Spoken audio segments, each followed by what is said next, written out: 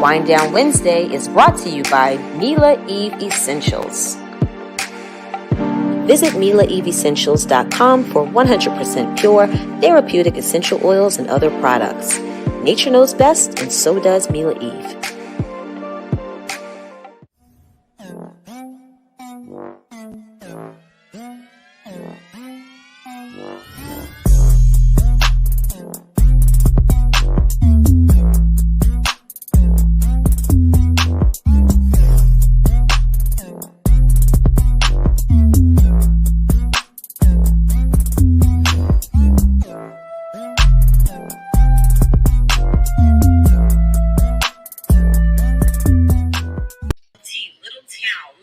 I'm over here trying to post on Instagram and got caught. I'm trying to post stories so people know to log on. I did it right before. Well, Riley, how's it going? Hello, hello, hello. Yes. Look. What's up, everyone? Museum. We have the owner, Jay, who is joining us. I need for everybody to make sure they're. We have some amazing with TL. For this episode, we're going to be talking all things entrepreneurship. I'm just going to have to just wait because for some reason it's not posting the right way. Thank you for an amazing episode of Tea with Monique. There it is. Okay.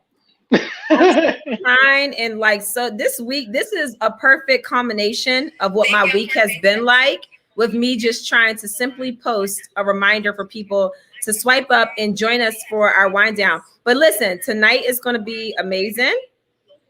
I'm so excited about our special guest that we have joining us. Riley, how has your week been? What's going on with you? Busy. Riley Knox Couture launches on Friday. So I've had press and all kinds of construction and craziness going on. And I'm actually wearing Riley Knox Couture right now, but it's not anything that's in life, just from like I made real quick. That outfit that you had on for a Good Day DC was amazing. Thank you. Wow. I was like, wait, how come I ain't get that? I literally whipped that up the night before just to wear on the show. So yeah. No, that was beautiful. I'm really excited because tonight we're actually talking about entrepreneurship, So we have some amazing guests who are going to be on where we're going to talk about their products and their ventures and their services that they provide, but also just the journey to get there. Because I think a lot of times people just think, I just wake up and have this successful business, but there's a lot of pavement that you have to lay before you get there. And it's important to show that journey. So I'm really excited tonight. And I just finished my Tea with Monique, and I was bragging about the wine that I'm drinking. And I'm darn near finished the bottle. I'm happy. I know. I saw. It is that good. But okay, here we go. Well, listen, you're not by yourself because drank both of them. No, listen. So let me tell y'all a funny story. So this is Zephaniah. It's from their farm winery out in Leesburg, Virginia. They're local here. This is the Steamship White. And the first time I had this was when Chef Mel, who was on a few weeks ago, he brought a bottle over and he said, I have this white wine that I want you to try. And I was like, I'm a red girl. He said, it has a little cab in it. So I said, let me try. Hooked. So they so kindly sent 2 bottles for us to try out. As soon as I got the package last week, I opened this up and drank it. Me and Chris. And you know what? As soon as I saw that when you sent the message saying that you opened yours, I was like, oh, fine, I'm going to open one of mine too.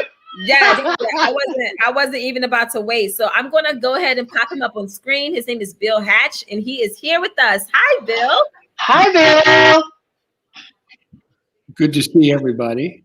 Good to see you. Thank you so much for being here. And thank you for this amazing wine, which I was trying my best to wait to open this one when you got here, but I couldn't. It's that good. I know. Can you see it? There it is. Yes, the Steamship White. Thank you for this amazing wine, and thank you for being here tonight and for sponsoring our episode. I would love to know more about your winery and how you got there.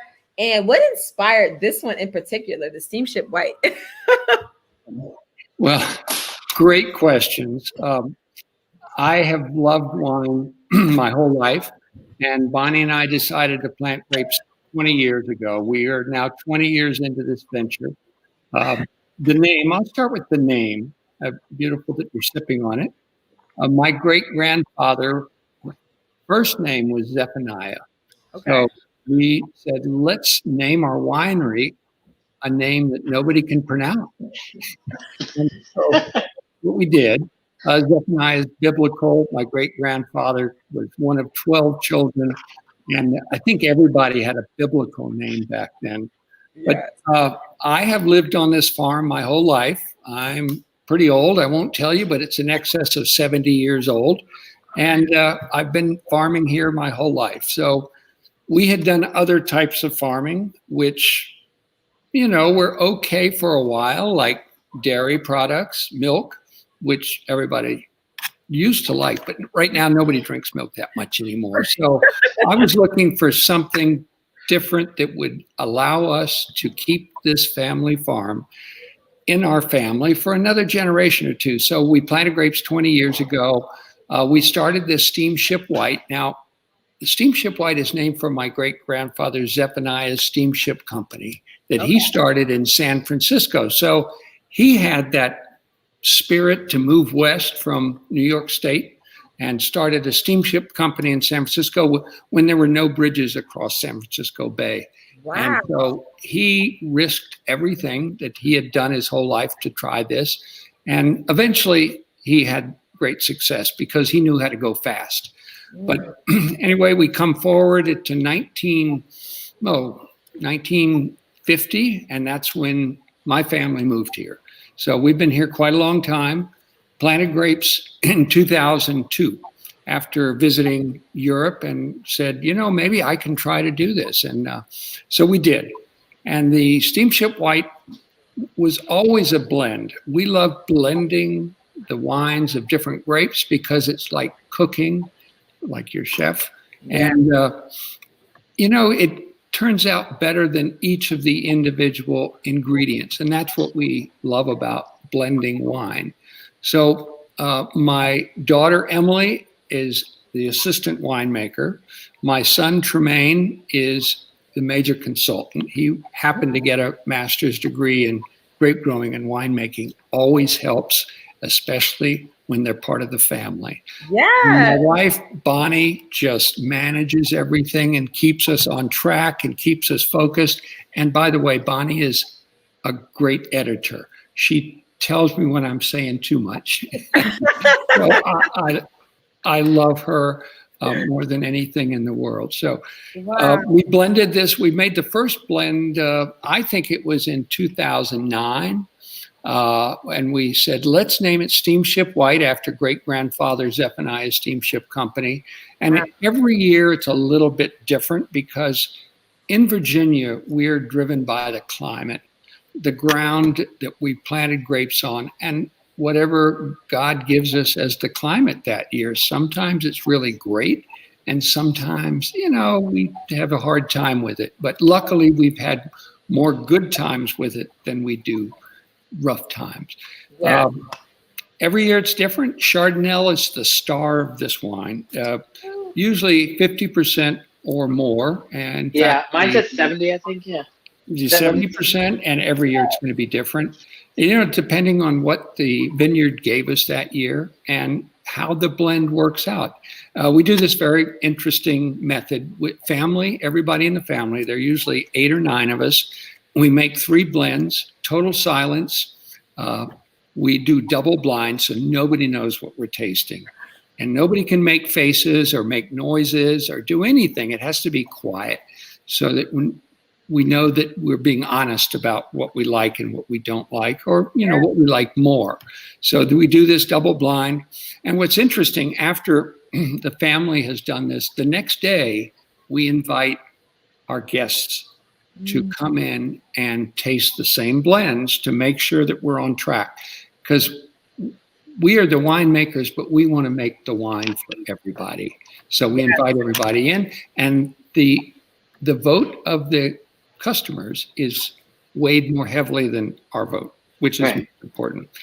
Chardonnay, great grape. Let me tell you just a little bit about it. Chardonnay and a grape called Seyval Blanc, crossed at Cornell University. Then the offspring of that cross-pollination is bred back to Chardonnay. Very technical, but basically it's a white wine that does very well in Virginia because the Seyval Blanc has a little bit of North American DNA, and that gives it robustness and survivability in the New World. Not all the French grapes do all that well in Virginia, so we're saying this one does well.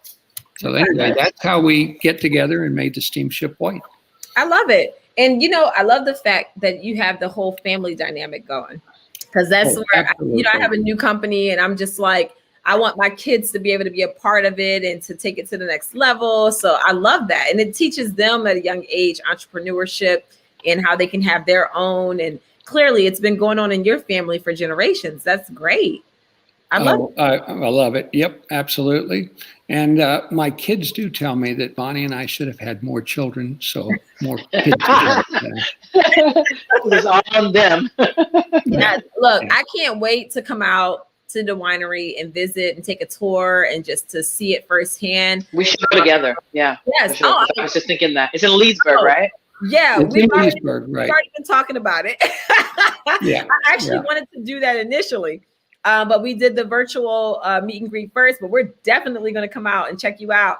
First of all, anybody who watches Wine Down Wednesday knows how I am an avid red wine drinker. I rarely drink white wines.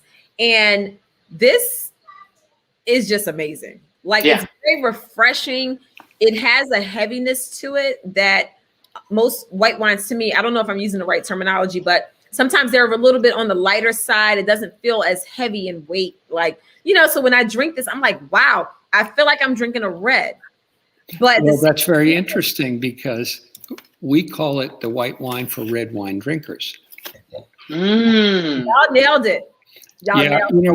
Bonnie and I don't like to describe our wines because so many times it's a spin. We don't really want to put spin on it, but we will say there's a lot going on in this wine. It's got pretty good depth to it. Mm-hmm. I love it. It's just so refreshing. It's so good. And I'm like, it can be early in the day or late at night. And I can crack this open. I wanted to open that second bottle so bad.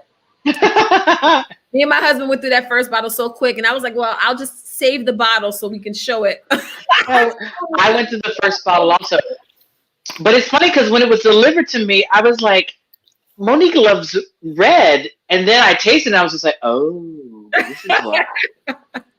And I didn't realize that it actually had cab in it. So that's amazing. So yes, it's really good. So, and anybody that's watching right now, make sure y'all check out their website. Go to zephwine.com. We actually have it ticking at the bottom. You're going to get 20% off using our promo code NFLM until Sunday, April 11th. So thank y'all so much for graciously giving us a discount for our viewers, because this wine is amazing. And I'm so grateful for you being here. And I cannot wait for us to do a tour and really just and I can't wait to meet Bonnie. I know she's been talking to Ashanti and she's so sweet. So I appreciate the time, and the wine is incredible. Well, thank you. Yes. Thank you. I appreciate it. All right. Well, thank you so much, Bill, for being here. And we look until the next time. All right. Very good. Good talking with you all. Thank you, Bill. Bye-bye. See you soon. Thank you. That was awesome. First of all, y'all know I'm never going to talk about anything that I don't believe in. And when I tell you this wine, y'all, I mean, literally, the proof is in the pudding. This was last week as soon as I got the delivery. And I couldn't even look at this. This is me all by myself. Say what y'all want. I don't care. It's good. I started this while we were doing tea with Monique because I was like, I don't even want to wait. I'm ready to drink it now. And I've been fasting, so I haven't been really having much wine. So I was just like, you know what? I'm ready for this. This is what I've been waiting for all week. So it's well worth it. Next up, we're going to be talking to Jay from the Little Towns. First of all, before I bring her on the screen, the kids and I wanted to have an outing, something because, we've been in the house. It's COVID. And I was blown away. I got more than what I bargained for. I thought that I was just going to go to a place and the kids are going to have fun, but I didn't realize they even have a mommy hideout. Oh, really? Oh, I didn't know that. I thought it was just kid stuff. Oh, no, there's an office space. Well, it's not an office space, but there's a room that they use for private parties. And they allow you, they have open play, but then they have private reservations as well. So we did a private reservation and we were able to bring the kids, and we brought our nanny, and we brought another group of kids that are friends of ours. And we went after Allie told us about it. So we went and the kids had so much fun. The private room, I was like, oh my God, I can definitely do this again. And I can bring my laptop and get work done while the kids are playing. It was so clean. That was the first thing I noticed when I walked in. I was like, wow. Of course that's the first thing you noticed. Yeah, I was like, wow, it's so clean in here. And they had the thermometers. As soon as you walk in, the kids can check the temperatures. Very COVID safe and friendly. They had shoe covers for you. And I'm all about the shoe covers. At my house, nobody comes in the house without either taking your shoes off or wearing shoe covers. Shoe covers, yes. I was completely blown away. And then I met the owner, and her name is Jay. And I'm going to pop her up on the screen so she can tell her story. But y'all are in for a treat tonight. So let me change my ticker. Y'all know I'm like just now trying to get better with my knowledge of just being, technologically savvy. Okay, here we go. Hey, Jay. Hi, Jay. Hi. That was wonderful. That was an amazing intro. Okay, I'm clean. Yes. Okay, mommy hang out. Yes. Very real. And when we talked that day, I couldn't get over it. And your sentiment and my sentiment was the exact same when you go to places and you have your kids, especially in this day and age. Right. It's like that's the first thing you look at. It's like, how clean is it? Am I comfortable here? Because I have to spend as much time as my children do. And so if I'm skeeved out, kind of like clutching them, then we shouldn't be there. So that was half of the motivation. Clean, safe, and that was even in my mind pre-COVID. And then also designing for parents. Once again, we have to spend a lot of time here. So why shouldn't I enjoy it as much as my kids? Right. Yes. Now tell everybody that's watching who's not familiar. First of all, if you are in the local DMV area, or if you know anyone in the DMV area, tell them about the Little Towns, Maryland. So visit the website, thelittletownmd.com. You'll get 40% off for the entire month of April using our promo code NFLM. And you get that percentage discount with the open play reservations. Make sure you book online. And obviously, as long as the availability is there, you're able to book. Tell everybody about the inspiration. What made you start this play museum? And how did you get there? Yeah, the journey, the struggle. Yes. So I've been in design for over 20 years. And so that was my first baby. And I spent a lot of time doing much more fabulous designs. And then I had kids, which I didn't know that was going to be my path. So once I had my daughter first, it was just kind of like, I can do it. I'm going to go back to the workforce and I'm going to do all these things, super mom, boss at work. And then I was surprised with my son, and it was truly just kind of like a moment of, okay, wait, I can do this. I can, but do I want to do this the same way? And that was the first time where I kind of just looked up and I found myself running. It was like we were in a class here. We were in a class there. Mondays were for this gym. Tuesdays were for this play space. This day, this place has open play. And I was just kind of like, where is the easy button? I cannot be the only person who is willing to drive to Columbia or Baltimore even to take my kids to the museum, but I would rather keep it local and simple.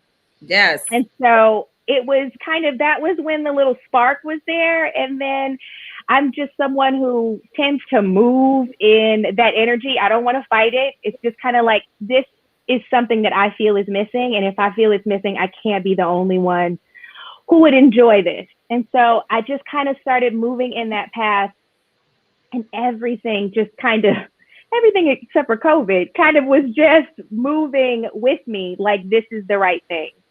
And so we've been building since March of 2020. So I got into this space and then the world shut down. And so I'm a silver linings person. And so I really did think like, it's okay. We're going to keep moving. You know, by summertime, we'll be ready to roll. And summer came and went.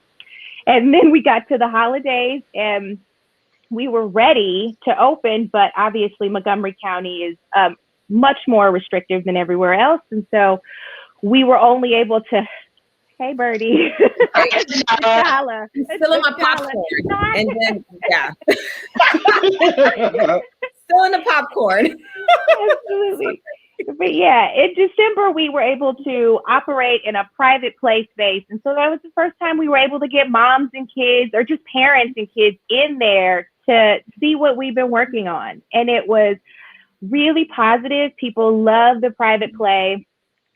And it was just kind of the feedback in terms of the level of design execution was exciting because I didn't know if anybody was going to care that, you know, there's a dry bar or, you know, Georgetown cupcake instead of just like a bakery. Your kids certainly don't care, but it's a nice, inviting experience for parents. And so we've been moving in that energy, and Montgomery County opened, I think, a couple weeks ago now. So we've just opened up Open Play, still operating with the same kind of super clean, hyper OCD mom trying to just like, would I let my kids play here?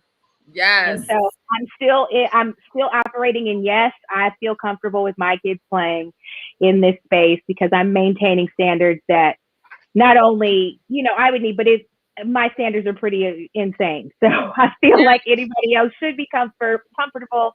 And if there's something that I'm missing, I'm all ears. I want to hear it. Yes. No, I love it because first of all, my kids, they felt like they were in a whole nother world. And it was nice because there's different, the way the facility is set up. And while we're talking, I'm actually going to pull a video that Ashanti, she's my project manager for Not for Lazy Moms. So everybody that comes on knows Ashanti. So everybody in the world, Ashanti's right here. She said, I'm coming for the tasting too in person. Yes. So Ashanti came with us that day. Ashanti, if you can send me the link for the video that you took, I can actually play it on screen so that the viewers can see the how the inside was. She did an amazing TikTok video that really showed everybody what the kids were able to enjoy while they were there. And it was so beautiful. And I mean, they had a veterinarian clinic. They had a whole DJ booth with the lights going, music, and the kids like actively playing, and they're feeling like they're like mini adults, which is what they in their mind are anyway. And Jay, let me tell you, it must be amazing because the Samuel kids are not easily entertained. Like they are just, let me tell you, it must be amazing because they are not easily entertained. They'll, you know, they have very definite opinions. I feel like I have earned a badge in that. Okay? Yes, you have. Not only that, but they are is a huge age range. I mean, they were the perfect little test children. I mean, in terms of from the tiniest in Chase all the way up to Christopher, who really kind of still played, and I was really questioning when he came, like, is this going to be something that he could entertain himself with? And he did, and he played in a very different level. I mean, since Christopher was there, we've kind of like instated this builder's challenge. I'll let you know, okay? Because he built the most amazing structure in our construction zone. Oh, he builds, yes. He builds things out of popsicles and everything. Yeah, he's crazy. It's amazing. I've challenged every other big kid who comes in there. Like, here is the standard. We want to see if you can outbuild this. And everybody tries, but it's kind of like another level that they can interact. So I love it. I'm telling you, Christopher's going to be an architect. It's so crazy because Christopher, first of all, he wants to be an architect. And when I tell you the biggest concern for me is the age gaps, I have a 2-year-old, a 5-year-old, and an 8-year-old. When I tell you the struggle, and I know parents that are watching right now understand the struggle to find a place that you can take all of your kids and they all enjoy themselves. Normally, there's the big kid that's either not having fun or the small kid that's whining because they're not having fun. You know, and all three of them had the best time. Chase stayed in the veterinary clinic the entire time. And you know what I love about it too? It kind of shows you. So for parents out there who are wondering, what does my child want to be when they grow up? You know, what can I really tap into that they'll enjoy? What area are they focused in right now that I can really push behind them to make sure that they're doing and being the full person that they want to be when they get older? Go to a place like what Jay has set up. Come to the DMV. Take them to TLT, the little towns. They will show you. Chase loves animals. We've always known that. But when he went there, and that's the place that he gravitated to, Christopher loves building. He went right to the building station. Milani loves making things pretty. She was in the area where you can plant flowers. She was in the grocery store. She was in the hair. There was like a little hair salon, everything. Then all of them went to the music area and they danced and they put the music and the glasses on and the DJ booth. Like, it shows you who your kids are. It's amazing. That's amazing. It really is. I love it. I really enjoyed it. I feel like I did something right because everything was based on 2 kids, you know, and I only know what my kids were into. And it was my daughter who really was, she lives for pretending. But then that's kind of the foundation for education in anything for children. They're all kind of play-based learning experience, no matter if it's Montessori or some other curriculum. Kids are always going to be rooted in kind of operating and emulating what they see adults do. And so I was just kind of like, this is so simple, and yet it is so difficult to find. So it's like, there must be something here. Yes, no, I love it. I'm trying to save the video so that I can then put it onto Ashanti. Can you send me? Ashanti did an amazing job. That video was awesome. If you can send me the link, if you have it on Box, because you sent me the link to Instagram, but I can't save the video. So if you can send it, I can save it to my computer and then email it to me. And then I can save it to my computer and then I can actually post it on the show. So I know Ashanti's watching, so I'm like talking to her through the show. T'Challa, get off the table. Her kid. Anytime her child. That's another child, absolutely. He just celebrated his second birthday, and he's going through his terrible twos. Yes. What's crazy is T'Challa just celebrated his second birthday, but he's going to outlive all of us. Like, he's just... Literally. Do they have like a lifespan of like 25 years or something? 40 to 65 years. 40 to 65. Oh, that's pressure. That's a lot of pressure for us. I have written him into my will. He's in her will, yeah. Someone. Oh my God. I'm hoping that's that right. Chase, I'm hoping Chase will take him because they're the same age. Perfect. Okay. Right. The animal lover carries on. You got it. He's amazing. He's an amazing pet. He fascinates me. But yeah, so I want to talk about just in general entrepreneurship. And I know a lot of people here that are watching and people that follow Not for Lazy Moms. One of the biggest challenges is how to be a stay-at-home mom and then also pursue what your dreams are. You know, just because it doesn't mean that we should stop dreaming. Riley has launched her couture line, which is amazing. I have Mila Eve Essentials and Not for Lazy Moms. I know that and everything else. I'm not sure if you have any other businesses or even ideas for the future, but I want to know, how did you get on this journey, and how, I know you started out in design, but how did you get to the point where you said, and then felt resolved in effect, like, I'm going to have my own building, my own business, and I'm going to take that chance and focus on the success of it and focus on it growing? Right. Well, with design, which is where it started for me, there's never an easy road. And so I found that I had this idea. It's like, I feel like I've been doing this forever. And in hindsight, I looked at it. And I can think back to when I was a child, doing things that other kids weren't doing, but I wanted my room to be rust and cream. And it's just kind of like, this has been kind of my thing. And so I kind of moved in that energy, but it certainly was not an energy that parents of my generation are 100% on board for. Like, I'm not paying for you to go to college to learn how to paint or make things pretty, which was the perception of that, which is what I named my company, Perceptions Interiors, which is what I started based on coming out of school and kind of saying like, okay, check, this is what I want to do. I need an internship. And you go door to door and you get, no, you need more experience. I'm here laying at your feet saying, I will work for free. And they say, no, we need someone with more experience. And so instead of taking that as defeat, I just started moving in a different direction. Like, okay, well, I am going to get the experience by stepping out and offering my services to anyone who is willing to take a chance on me, because all I need is an opportunity to show what I am able to create. And so that is just kind of how I operate. I feel like for me, I have to jump off a cliff and just both feet in and grind to make that work, instead of kind of having, you know, a toe in and safely moving, because I feel like I would have never fully kind of committed myself to it. And so I did that. That was 2002. And just kind of moved, hit a little bit of a stumbling block when, you know, the economy tanked 2006, 2007. And in my mind felt like, oh, this is devastating, because at that point in time, no one's interested in, you know, adding a wing or redoing their bathrooms.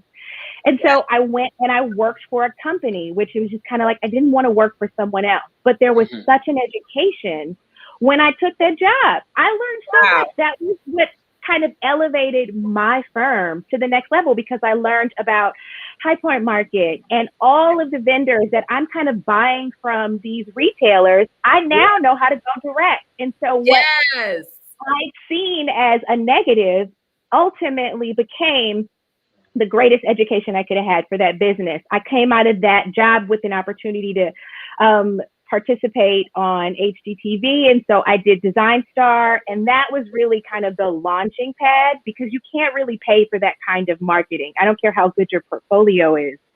To be kind of broadcast nationwide and selected out of thousands of people, it's a pretty big deal. Like, look, like me who couldn't get experience is like here, you know, competing against all of these other designers. And so that was another education. And then after that, I just kind of kept growing, but I always had to move in it and not resist it and not second guess it.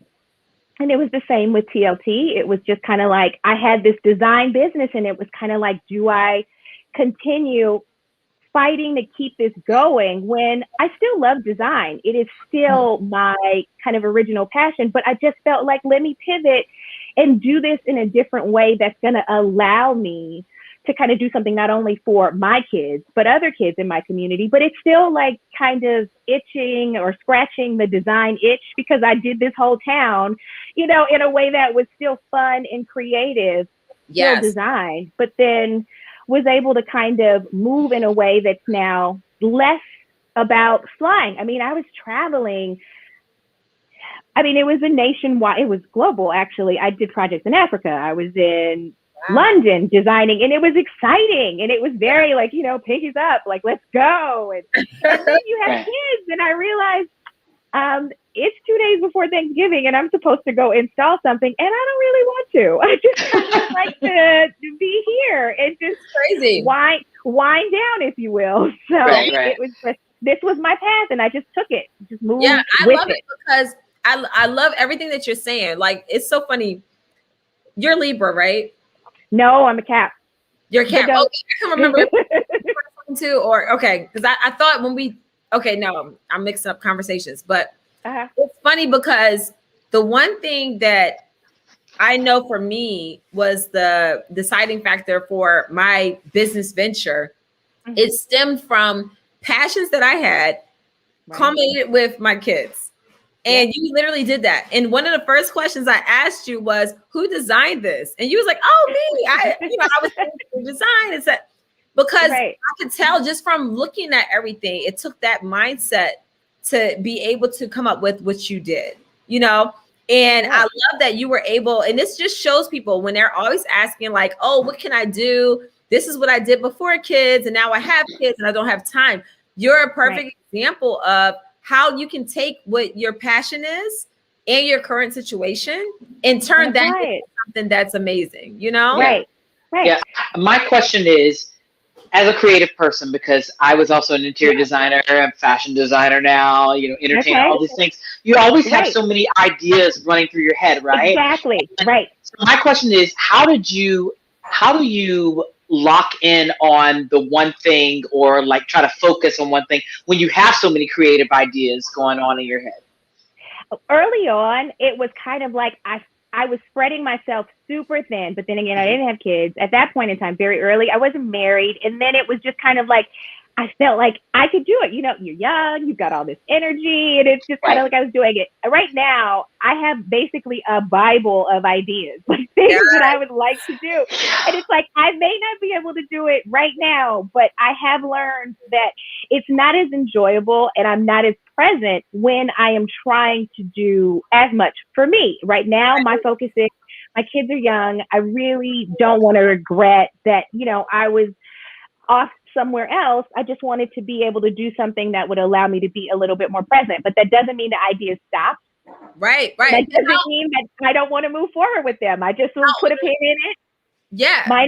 My youngest is 3 and my oldest is 5.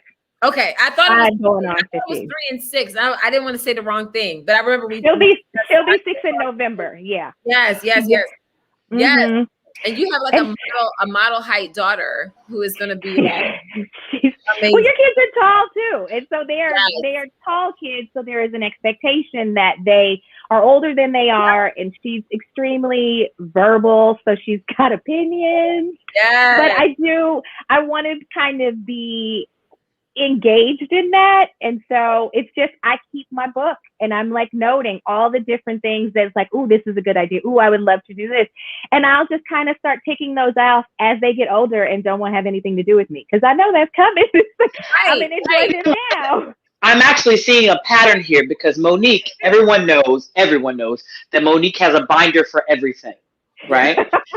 So you said you have a book of ideas that you write down things. So putting it on paper first would be like the first thing for someone who has an idea, for a business idea or anything creatively. That seems like a pattern here, you know? I have to get it out.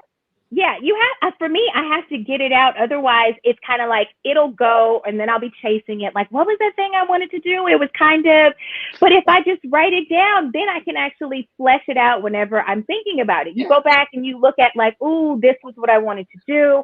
Here's something else I can do with that differently, and it kind of grows organically. And then when I'm ready to tackle it, I reference all that, and half of the work is done without it being kind of like this situation of pressure. Like I got to execute right now. It's like, oh no, look, we've already mapped all this out. Done. Yeah, I'm similar in that way where I have to sketch everything out. I was gonna say you're probably drawing everything. I'm like, I got an idea, I gotta get it out of my head. I will literally be up at night thinking about like something like, oh, I could do this and I could do that, and I'm like, I gotta draw this out. Get it out. Yes. And then you find the perfect fabric for it, and then it's just kind of like this will work for this, but it's kind of like you've already at least got it out. It's the same thing. Yep. It's like I had this idea. Yes, no, I love that, and I'm the same way. I have notes in my phone, and I have a different folder for every business venture or idea, and I'll jot it down. And it's funny how you can like let it sit. Months could pass, and then you come back. Years. Like. You'll feel like, oh, I have this great idea. And then you'll realize, well, that's an idea that you had 6 months ago. And you already wrote down all the notes for it. And you're like 50% of the way done. And that is amazing. And when it shows back up, it's kind of like, oh, this must be the time for me to move with this because it's back in front of me. And so it's just kind of like getting it out. It's important. Important part of my process, at least. Yes, I love that. I know for, and I want to just make sure that, hold on. Okay. I want to make sure, I'm reading some of the comments. So I just want to make sure I'm hitting every area for everybody that's watching. Now, when it comes to just business in general, whether you have kids or not, the basics of becoming an entrepreneur, a lot of people want to know, how do you turn this vision into an actual business? Like, how do you make it profitable? How do you, and I can speak from my own experience with Me Leave Essentials and even with Not for Lazy Moms. Not for Lazy Moms was never meant to be a company that brought in tons of money. It was meant to be a place where people could come and get free advice, free information about the best of the best. Here's the best places. Here are the best bloggers in this field. here are the best products that we love to use, whether we're moms or if it's just for self-care and maintenance or for relationships or just lifestyle in general. So that was the purpose of Not for Lazy Moms. It's a common ground where people can come together and they can share. Here's my tips, here's my tricks, here's how I get by. Mila E Essentials came as a result of people, watching me and just saying like, hey, what essential oils should I use for this, that, or the other? For years, I'm telling them, and they're like, oh, where can I buy your oils? And I'm like, oh, well, I don't have oils. It's almost like a situation where you're pushed into a business that you weren't, which tends to be the best business. I know Riley can say the same with Riley did my reunion dress for season 5 of Real Housewives of Potomac. And Riley was not planning to do my reunion dress. My assistant suggested it to her, and she was already working on a whole nother project. So she's just like, her friend Billy, who is here in the chat, I saw him earlier. He went on and started purchasing the materials and like, oh, this is happening. let me tell you what I've learned. I will tell you this. I actually came to this conclusion this week, actually. Anything that I've ever wanted to do that felt forced didn't work out. Right. But everything that was organic, like I tried to have like a wig line, and it was just because, I made the wigs that I did on my show. So everybody's like, oh, like, where do you get your wigs from? I didn't really love doing wigs. I didn't love that at all. But but I always made my costumes when I perform. So, and I made the wigs too, but it was just sort of out of necessity. But I always wanted to be a fashion designer. I always wanted my own line. And out of one yellow dress, was birthed a whole company of, design. And it's funny because the difference between the wig line and the difference and the couture line is this is just easy. I could just in my sleep, I'm having ideas of dresses and ideas in my sleep.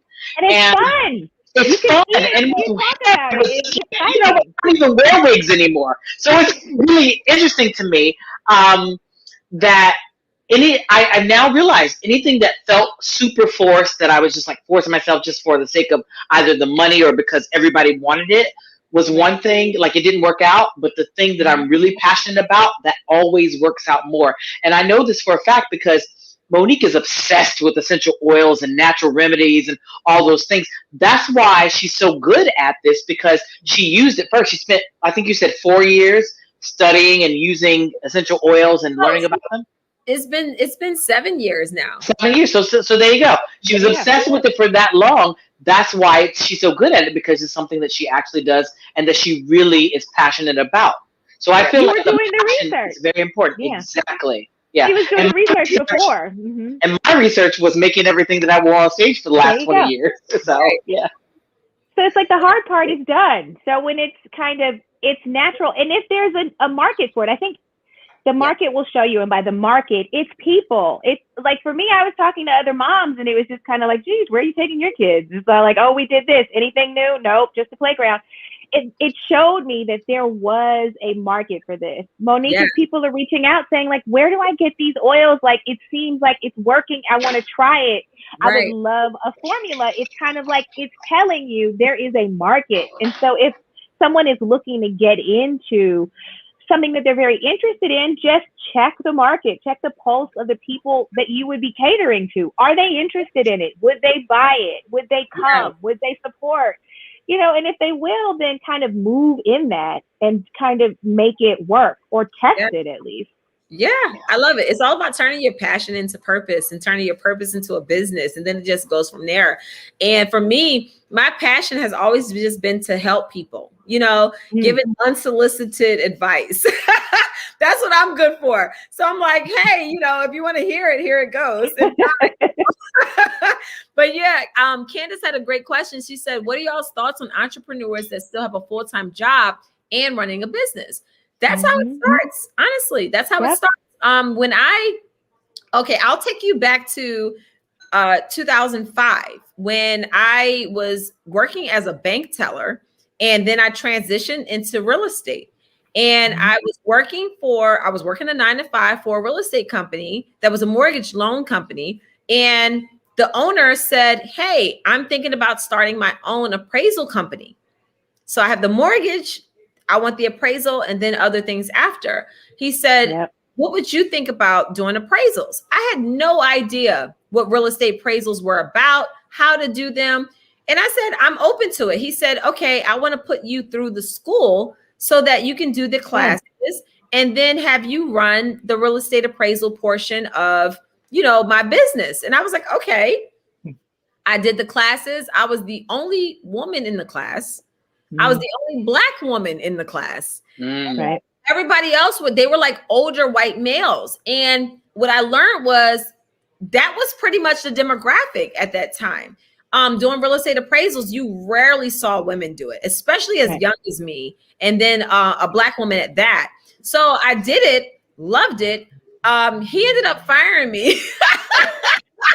Which was a blessing, I'm sure.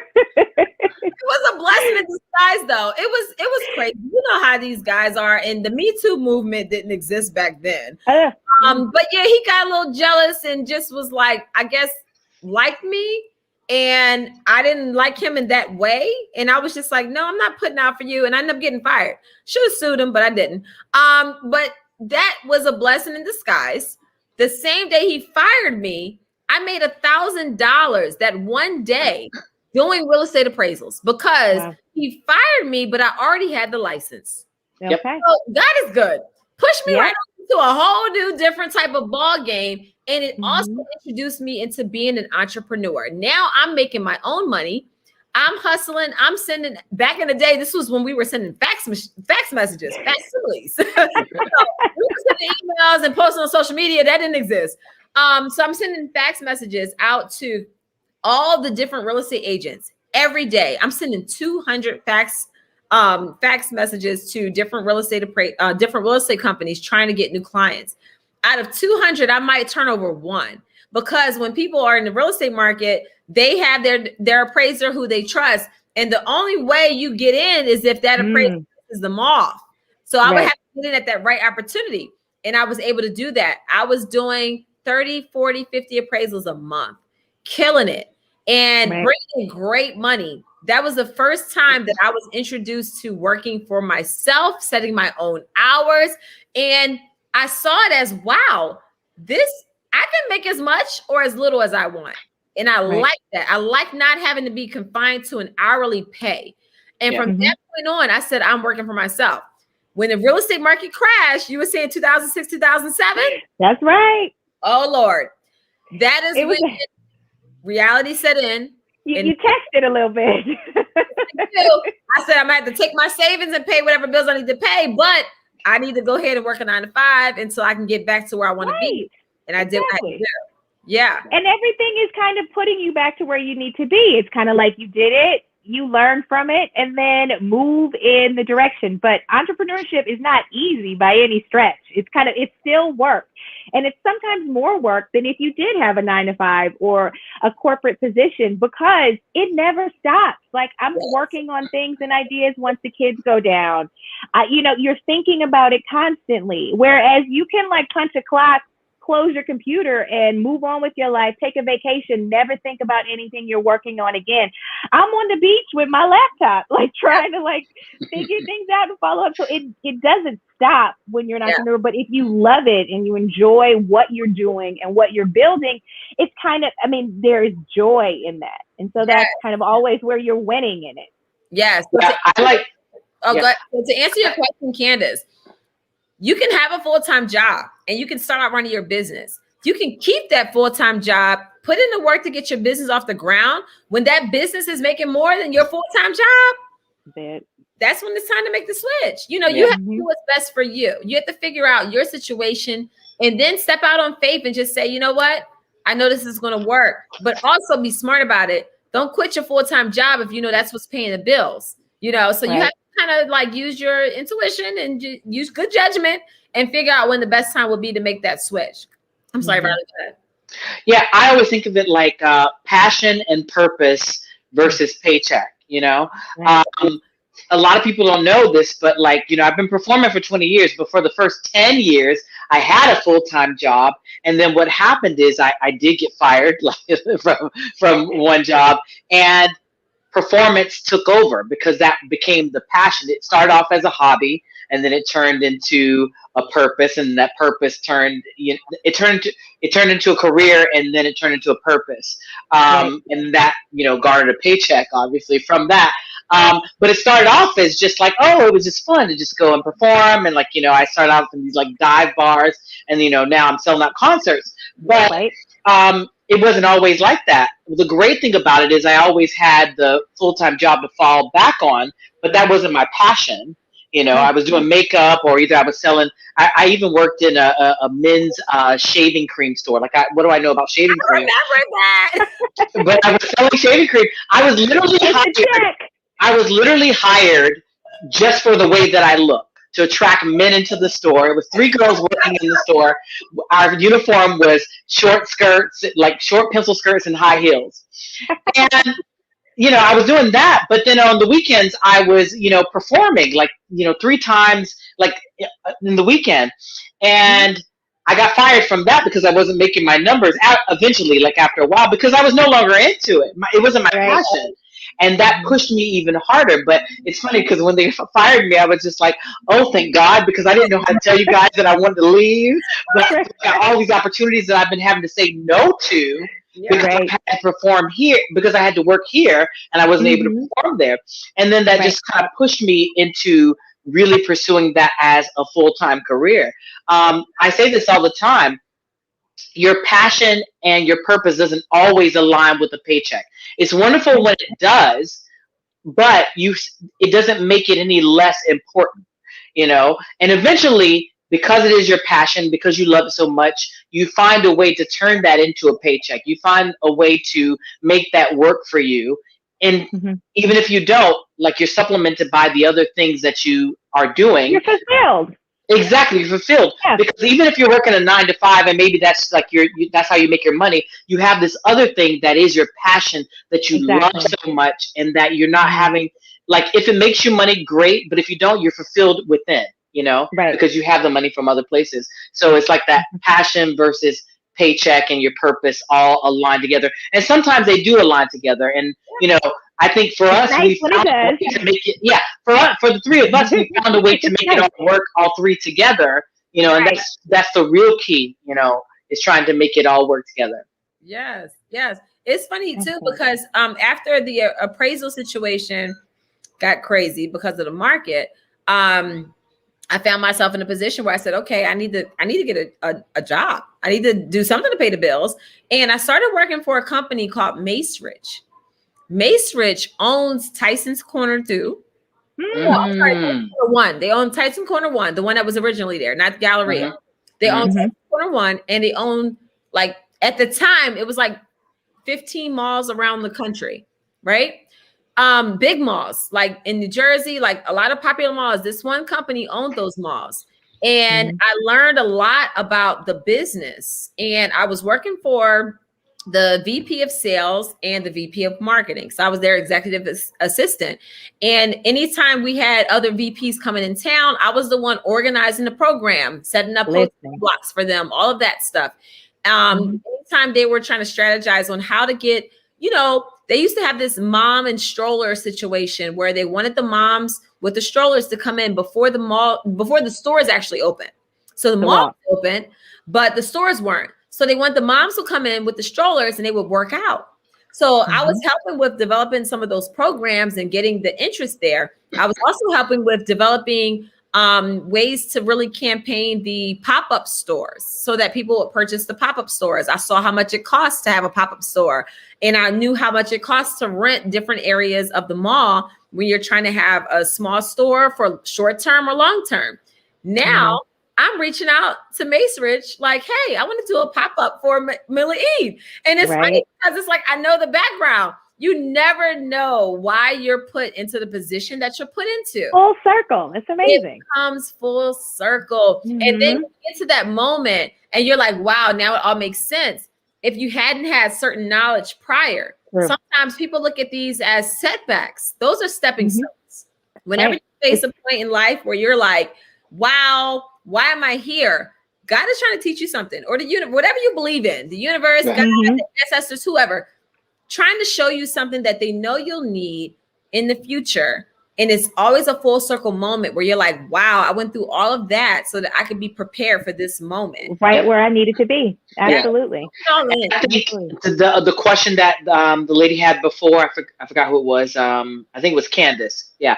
I think to your point is using what you like when you have a 9-to-5, using the tools that you've learned in that 9-to-5 or how bigger companies structure their companies, use that in your company when you go out on your own and when you're starting out a new business venture. Just those little nuggets, those little seeds, those little things that you learned. Like for instance, like I worked in retail for years, all those little things that I learned in retail, apply those to other parts of my other business ventures. For sure.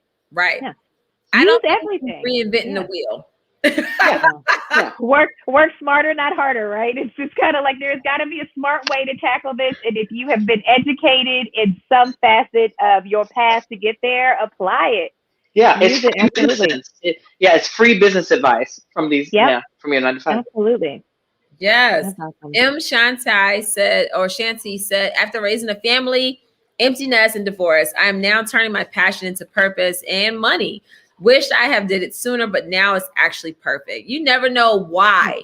You know, if you would have did it sooner, that ex would have probably had some of your now current business. So I'm just saying. Maybe this is the way. Yes. Candace said that's what I've been doing, Riley. Doing too, Riley. Applying it to my business. Yes, that's what it's all about. It really is.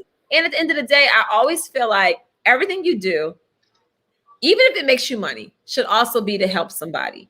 You know, like I love, Jay, what you're doing. You're helping moms get that relief. They can do a private play session if they want to make them feel more comfortable if they need it. And they can go into that room. We missed out. I booked a private session after we went the first time. And my kids acted a complete fool that day. And I said, you know what? Yeah, I said, because y'all are acting this way, y'all are not going to TLT. They whined and cried and fussed, but it was a learning moment that I needed to teach them. And absolutely, act right, we'll go back. So I'll be booking again.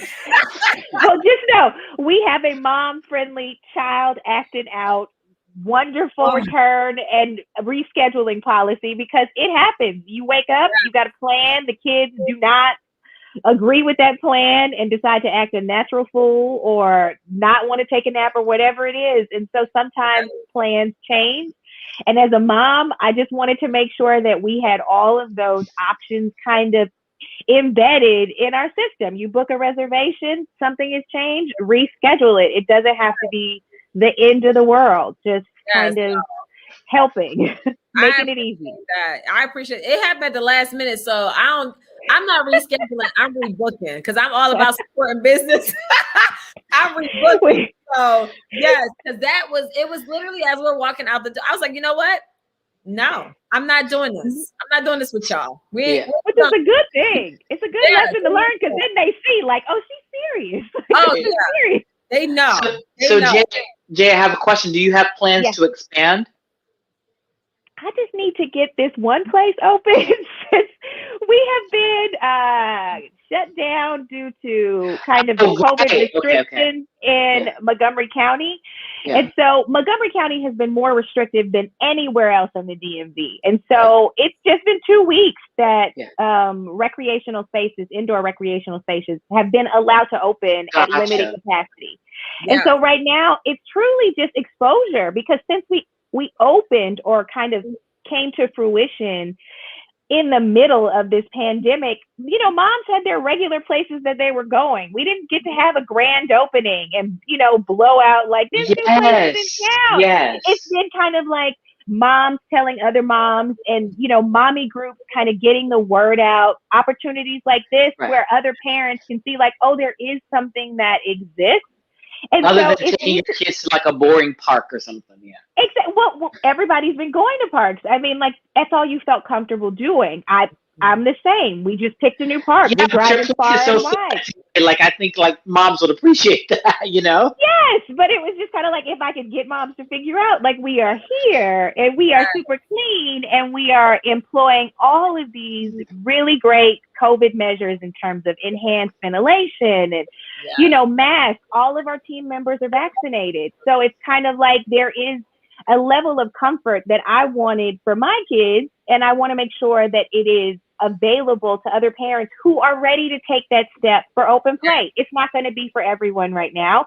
And if it's not, then there is the option to book a private play date and take over the entire place yourself. You can also check the website and see how many people are playing a particular day, because more often than not these days, you can check and it's open play and there's only one other person playing because nobody knows we're here. Yeah. And I can attest to her cleanliness. I mean, while the kids were playing, once they moved from one area, she's picking up and she's swapping out toys, taking the toys that were played with. She's doing a whole steaming process, cleaning. If Monique says that it's clean, Monique says it's clean, it's clean. Yes. Literally. I'll take it. That's the stamp I need. I I need that stamp of approval, like comfort and cleanliness, definitely. It's awesome. I was so blown away and just so proud. Empress said, where is her business located and what age groups is it for? She's located in North Bethesda in Maryland. Yep. And I mean, my son's 8. My daughter's 5. Yeah. My youngest is 2. It's for everybody. And so we got, and you're not the only one. We have pictures of moms riding on half of the cars. Okay. Like, they're enjoying themselves as much as the kids are, which is wonderful. But the place was designed where we have soft play areas for like 6 months and up. So crawlers, walkers, so that they're not kind of being trampled by the bigger kids. But the concept was really for little babies to have a place, but their siblings who are up to 8 years old. We've actually had 10 and 12-year-olds playing, and I didn't think that they were going to be into it, and they 100% are. I mean, they played in different areas, the Hero Training Center, so they're climbing and doing ropes courses and, you know, having all of these different kinds of ways that, you know, my 3-year-old is not playing that way, but they were still engaged and enjoyed their 2-hour playtime. So I'm happy if they're happy. Yes. I want to show y'all a quick video. This is just a TikTok that Ashanti from my team, she's my project manager for Not for Lazy Moms. She came the day that we came with our kids and our friends, and she created this TikTok video, and it gives you a good idea of what you can expect when you come to TLT. So I'm going to play this really quickly. We're going on a trip in our favorite rocket ship, zooming through the sky, little Einsteins. Climb aboard, get ready to explore. There's so much to find, little Einsteins. We're going on a mission. Chase at the end of that video just gets me every time. The cash register, I cannot.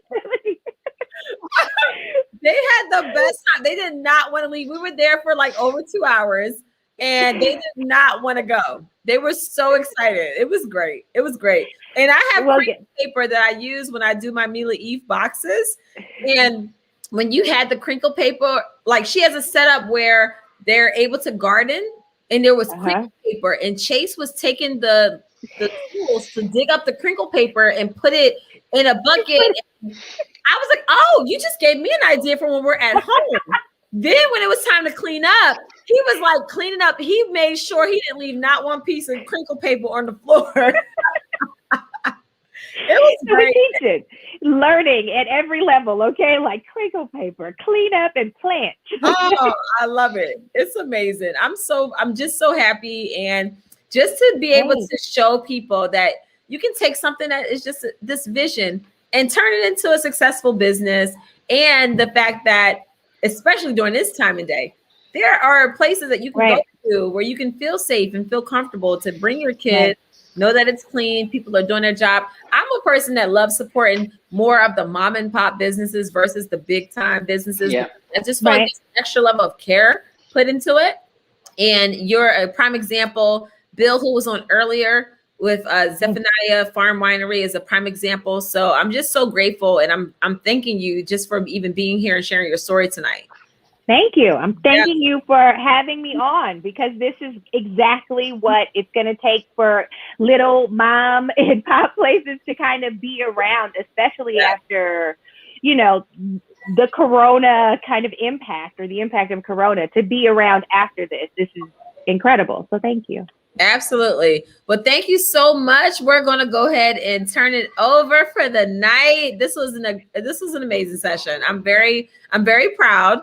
And I'm just grateful for the opportunity to have you on. Make sure y'all check out TLT. If you're in the DMV, or if you know someone here, let them know. Also, let them know about Zephaniah Farm Winery. I'm going to post the image up at the end so that you can get the codes for the promo codes that they are so gracious to offer us for Not for Lazy Mom community members. And we will see y'all next week. So thank you so much. Take care.